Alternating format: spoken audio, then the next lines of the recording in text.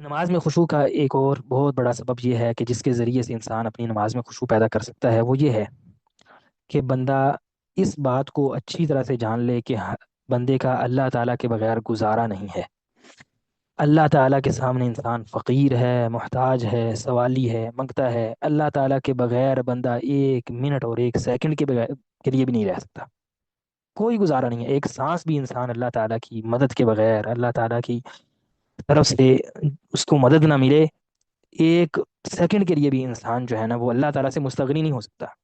بندے کا اللہ تعالیٰ کے بغیر کوئی گزارا ہی نہیں اور چارہ ہی نہیں ہے۔ اس بات کو انسان اپنے ذہن میں رکھے۔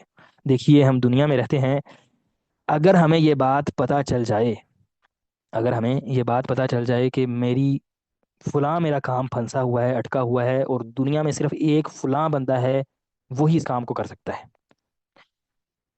ہمیں پتہ ہو کہ اس کے بغیر کوئی یہ کام نہیں کر سکتا، یا ہماری کسی عزیز کی زندگی موت کا سوال ہو، ہمیں پتہ ہو فلاں بندہ ہی یہ کام کر سکتا ہے، تو بندہ کیا کرتا ہے؟ اس کے سامنے جا کے پھر اپنے چہرے کو دوسری طرف کر کے اس سے باتیں کرتا ہے نا، یا اس کے سامنے کھڑا ہوتا ہے تو حرکتیں کر رہا ہوتا ہے؟ نہیں، بندہ پوری طرح سے اپنی پوری قوت اس کے سامنے رکھ دیتا ہے، اس کے پاؤں میں پڑنا چاہے تو پڑ جاتا ہے کہ میرا یہ کام ہو جائے۔ بالکل انسان اسی بات کو آپ اپنے ذہن میں رکھیں کہ اللہ رب العزت کے سامنے ہماری کوئی حیثیت نہیں ہے۔ اللہ تعالیٰ کو اس سے کوئی فرق نہیں پڑ جانا کہ ہم نے نماز نہ پڑھی، ہمارے نماز کی دھیان، ہماری مجبوری ہے کہ ہمارا اللہ تعالیٰ کے بغیر کوئی گزارا ہی نہیں ہے، کوئی گزارا نہیں ہے، کسی اعتبار سے بھی گزارا نہیں ہے۔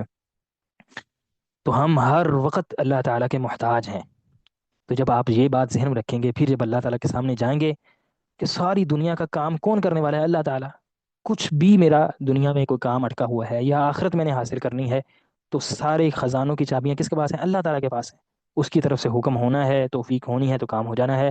تو پھر انسان اس کے سامنے پورے دھیان سے کھڑا ہو، پورے دھیان سے اس کے سامنے کھڑا ہو۔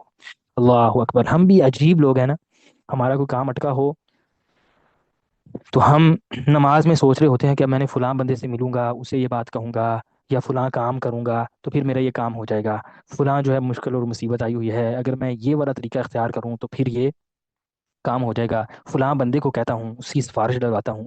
یہ کہاں پہ ہم اللہ کے سامنے نماز میں یہ باتیں کر رہے ہوتے ہیں؟ ہم یہ کیوں بھول جاتے ہیں کہ پوری دنیا کے دل اللہ تعالیٰ کے ہاتھ میں ہے؟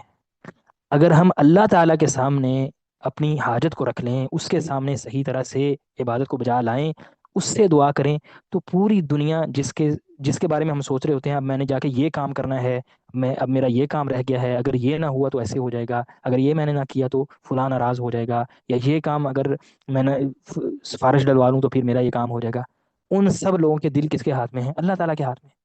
تو ہم اللہ تعالیٰ کے سامنے کھڑے ہو کے ہم ان کے بارے میں سوچ رہے ہیں جو اپنے نفع نقصان کے بھی مالک نہیں ہوتے۔ تو اللہ تعالیٰ کے سامنے انسان آئے تو اس بات کو سوچے کہ یہ میرے اللہ تعالیٰ کے سامنے سارے خزانے، ساری کنجیاں، ساری چابیاں اللہ تعالیٰ کے سامنے، اللہ تعالیٰ کے پاس ہیں، تو میں اس سے سوال کروں، اس سے مانگوں، اس کے سامنے صحیح طرح سے کھڑا ہو جاؤں، نہ یہ کہ میرا پورا دل جو ہے وہ دنیاوی مشورات کاموں میں لگا ہو کہ میرا فلاں کام جو ہے فلاں کے طریقے سے حل ہو سکتا ہے، فلاں بندہ اس کام کو کر سکتا ہے۔